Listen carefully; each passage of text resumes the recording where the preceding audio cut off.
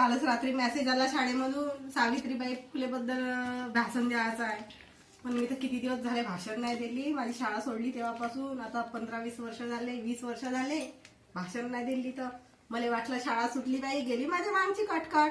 कायची कटकट गेली. शाळेत होतो तेव्हाही भाषण द्यावं लागते. आता लेकरे शाळेत गेले, लेकराच्या शाळेमध्ये कोणी माय भाषण देते का? लेकरं द्यायला पाहिजे ना, मग समजायला पाहिजे ना. लेकरं कधी भाषण देतील? त्याचे मायबाप भाषण देतील का? बाई जमाना निघला. आमच्या वेळेस आमचे मायबाप वर्षातून एक वेळा बी शाळेत नव्हते. आता तर आमचे लेकरं कमी शाळेत जाते ना, आम्हीच जास्त शाळेमध्ये जातो यायच्या. मला तर एवढं टेन्शन येऊन गेलं बाई भाषण द्यायचं. भाषण तर मी पाठ करून टाकलं, पण भाषण देता देता मी चक्कर येऊन पडली. माझ्यासाठी तर जेसीबी बोलवा लागल. किती टेन्शन आहे. माझा पोरगा म्हणते मम्मी पहिला नंबर आला पाहिजे म्हणते. पहिला नंबर येईल साऱ्या लोकांच्या मागून, हो का नाही?